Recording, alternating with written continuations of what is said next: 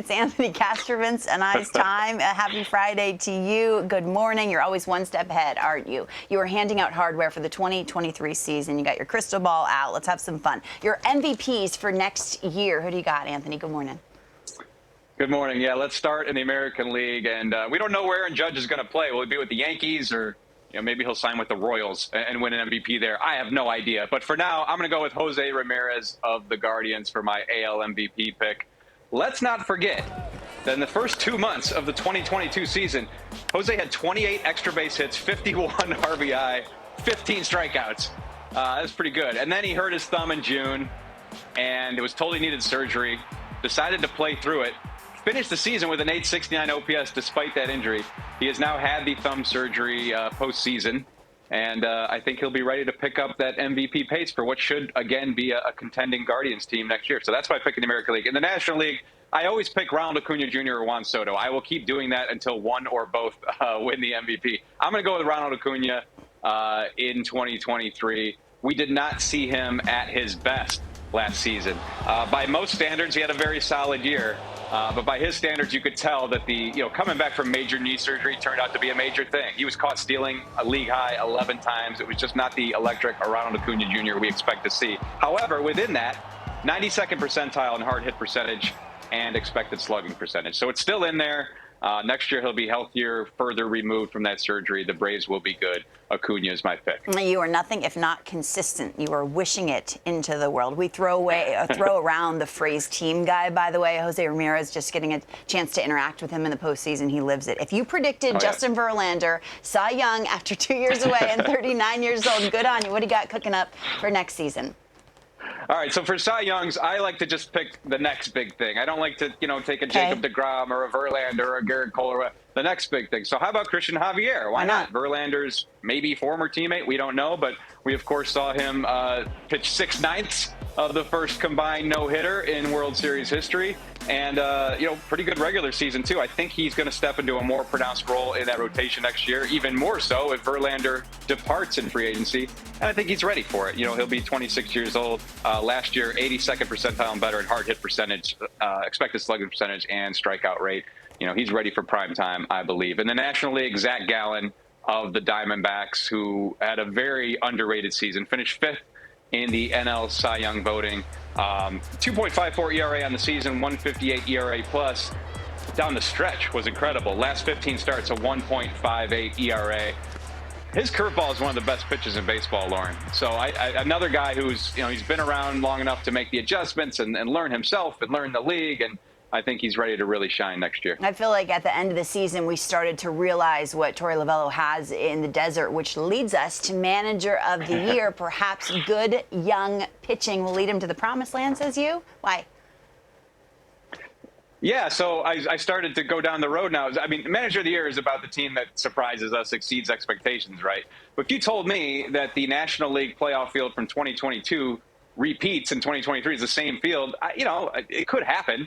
But we need somebody to be that surprise team that rises up. So I said, well, I already got Zach Gallen as my Cy Young. Why not Torey Lovullo's D-backs as our surprise team and Torey Lovullo as the Manager of the Year? It could happen because you mentioned young pitching. They've got loads of it coming up. They were over 500 in the second half last year. Corbin Carroll, their top prospect, debuted and showed pretty well. They'll have him for a full season. It's not my money to spend, but they look like they have the financial means to fix up that bullpen, which is a must, and maybe add another bat. So that could be – and I also think that's a team that could benefit from the more balanced schedule. Not chasing the Dodgers and Padres as much could be a good thing for the D-backs. In the American League, there are a lot of potential choices for Manager of the Year. You got Bruce Bochy coming aboard in Texas, so he could be the Buck Showalter factor, whipping that team into shape. Pedro Grifol, who you guys had on the other day, a lot of people telling me to expect good things from him and what was a underperforming White Sox team last year. But I'm going to go with Alex Cora of the Red Sox because, Lauren, let the trend be your friend. The Red Sox stunk last year, which means they'll be good next year. That's how this team operates, right? They vary between two extremes. So I don't know how they're going to do it. They got a lot of work to do this winter.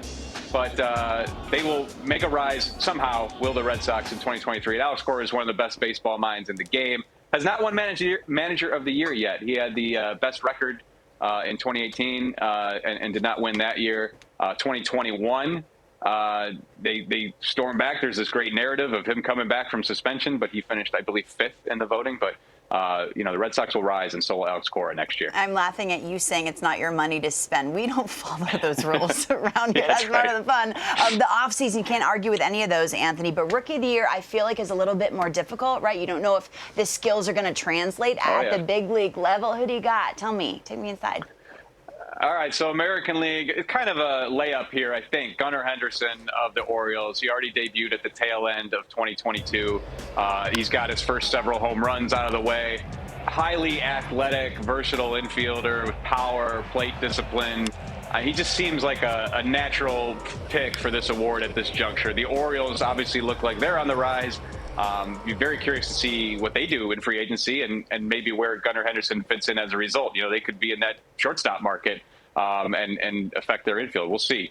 In the National League, a lot of great choices. I mentioned Corbin Carroll earlier. Francisco Alvarez with the Mets, will be in a prominent position with a good team.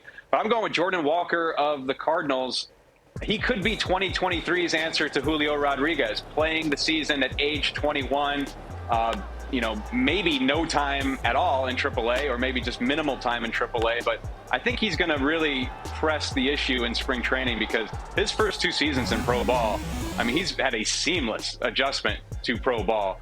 You see there his numbers from 2022, really strong at the AA level, and really performed well in the Arizona Fall League as well. Just a lot of power, and it could be an impact player at a very good Cardinals team. It's just a matter of when will we see him. Now, we know that with the CBA, there could be incentive to roster him from day one, which adds to the excitement of this situation. But even if he comes up a little later, I think he's still a guy who can make an impact next year. If you hit on any of these, if you get them right, you have to pin this to your Instagram account and gloat. So I looked at last year's. I went 0 for 8 last year. I did have Dylan Cease as my Cy Young. There you go. I came close.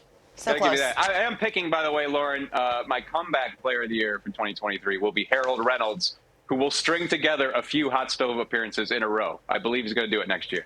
Anthony Castrovince, we appreciate the time. Maddie, as we throw it back to you, what do you think of that 2023 prediction? I think he's spot on. Although stringing together a few appearances in consecutive fashion sounds like a little bit of a stretch for me. Harold's not a fan of the fall. I hate this time of year. Yes, it's very clear on that.